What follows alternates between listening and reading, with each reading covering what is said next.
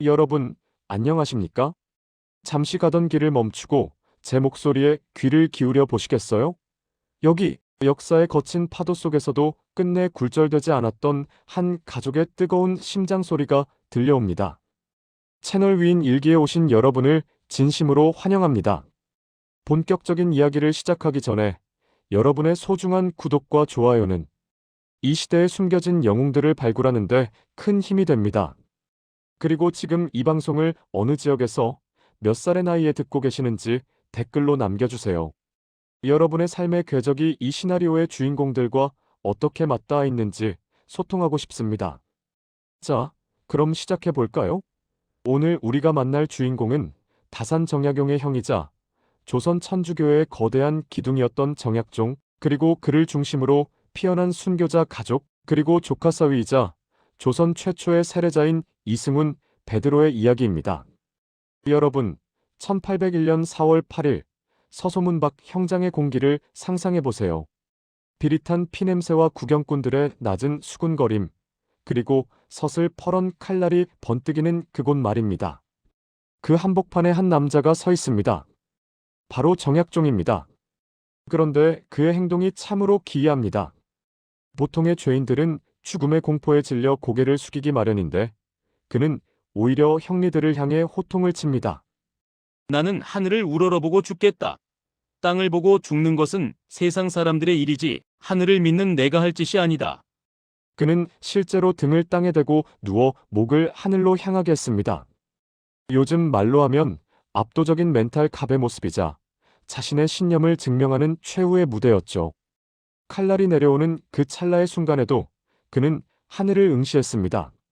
죽음조차도 자신의 가치를 증명하는 수단으로 만들어버린 이 남자의 기백, 여러분은 상상이나 되시나요? 정약종 곁에는 듬직한 장남 정철상이 있었습니다. 그는 아버지가 체포될 때 함께 옥에 갇혔죠. 여러분, 상상해보세요. 차디찬 감옥 바닥에서 아버지가 고문을 당해 신음하는 소리를 들어야 했던 아들의 심정을요. 정철상은 아버지가 처형당하는 날 옥중에서 아버지의 손을 꼭 잡았습니다. 아버지 먼저 가십시오. 저도 곧 아버지 뒤를 따르겠습니다. 이 짧은 대화 속에 담긴 부자간의 신뢰는 그 어떤 심파 영화보다도 가슴을 울립니다. 결국 그는 아버지가 순교한 지 불과 며칠 뒤 아버지의 뒤를 이어 목숨을 바칩니다. 죽음조차 갈라놓지 못한 부자의 유대, 이것이 바로 마제 가문의 힘이었습니다. 여기서 우리는 정약종의 조카 사위인 이승훈을 주목해야 합니다. 1783년 겨울, 그는 조선 지식인들 중 가장 먼저 본진인 북경으로 향합니다. 요즘으로 치면 스타트업 창업자가 기술의 본고장, 실리콘밸리에 가서 정식 라이선스를 받아오는 것과 같았습니다. 그가 북경에서 베드로라는 세례명을 받고 돌아왔을 때 조선의 선비사회는 뒤집어졌습니다. 그가 가져온 십자가와 성물들은 당시 사람들에게 최신형 아이폰을 처음 본 것과 같은 문화 충격이었습니다. 그는 마제 가문의 천주교라는 거대한 불씨를 던진 장본인이었습니다. 경기도 남양주시 조안면 능내리, 우리는 이곳을 마제라고 부릅니다. 지금은 아름다운 성지로 꾸며져 있지만 당시 이곳은 정약용 형제들의 생가가 있던 지성의 산실이었습니다. 그들은 이곳에서 밤새도록 촛불을 밝히고 평등과 진리를 논했습니다. 사람 위에 사람 없다는 이 위험한 생각은 마제의 안개처럼 은밀하게 퍼져나갔죠. 요즘으로 치면 세상을 바꿀 앱을 개발 중인 천재 개발자들의 비밀 오피스였던 셈입니다. 한강 물줄기가 만나는 이곳에서 조선의 새로운 정신이 잉태되었습니다. 정약종의 둘째 아들 정하상은 그야말로 글로벌 네트워크의 귀재였습니다. 아버지가 돌아가신 후 조선 천주교회는 목자 없는 양떼 같았죠. 그는 신부를 모셔오기 위해 북경을 무려 9번이나 왕래합니다. 당시 국경을 넘는 것은 목숨을 건 도박이었습니다. 그는 요즘으로 치면 해외 핵심 인재를 영입하기 위해 국경 봉쇄를 뚫고 전 세계를 누비는 언더커버 CEO였습니다. 그의 집념 덕분에 마침내 조선의 신부들이 들어오게 되었고 한국 교회는 체계를 갖추게 됩니다. 아버지가 씨를 뿌렸다면 아들은 그 씨앗이 자랄 수 있도록 물을 길어온 것이죠. 남편과 큰아들이 처형당하고 집안이 풍비박산 났을 때 부인 유소사의 나이는 60을 바라보고 있었습니다. 요즘으로 치면 은퇴 후 편안한 노후를 즐길 나이에 그녀는 전 재산, 압류와 가문의 몰락이라는 벼랑 끝에 섰습니다. 하지만 그녀는 무너지지 않았습니다.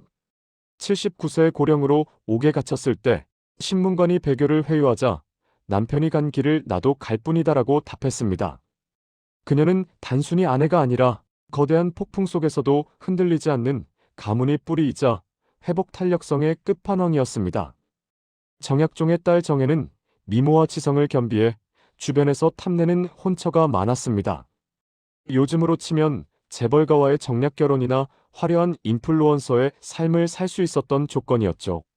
하지만 그녀는 모든 세속의 유혹을 뿌리칩니다.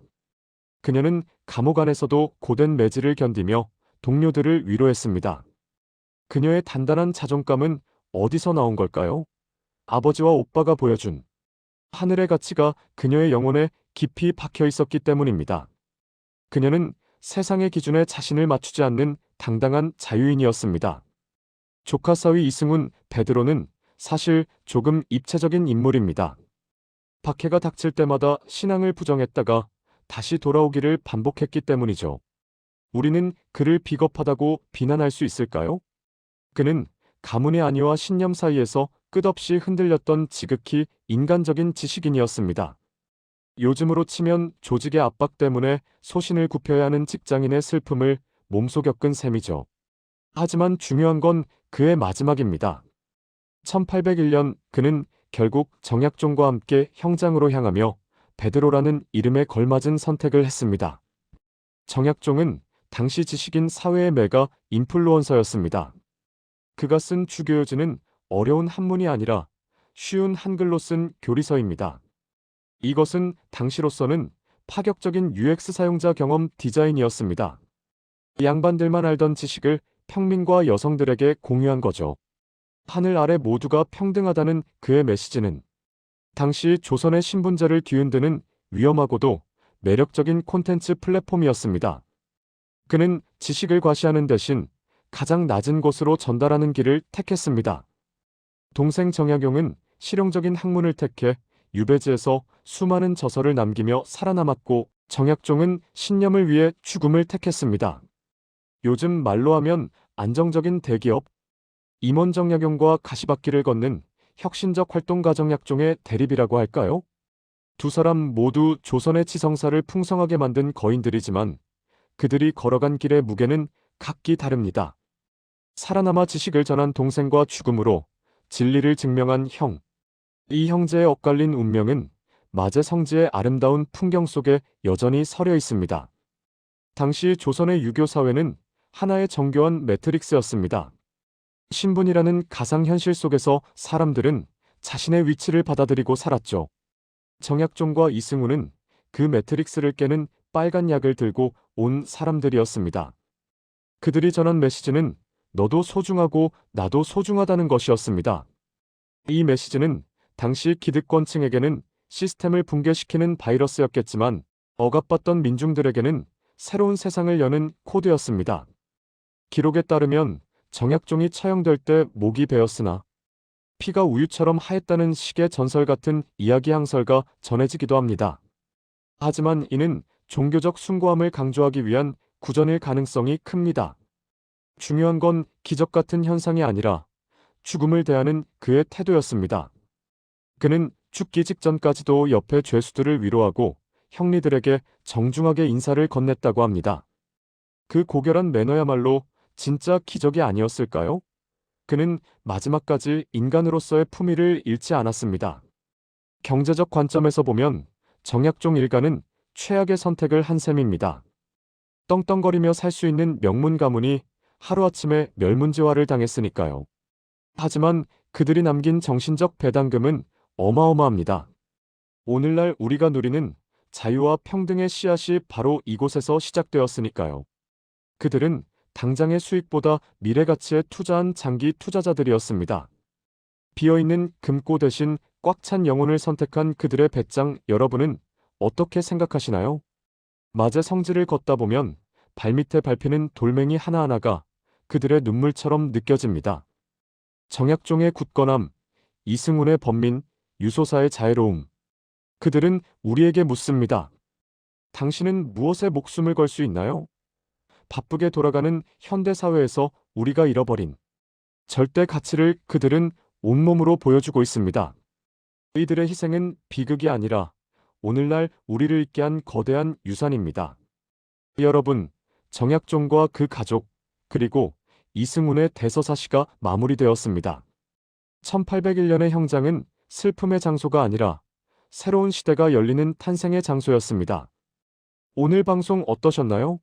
죽음 앞에서도 하늘을 보며 웃었던 한 가족의 이야기가 여러분의 삶에 작은 용기가 되었기를 바랍니다. 여러분, 오늘도 하늘을 한번 우러러보는 당당한 하루 보내시길 바랍니다.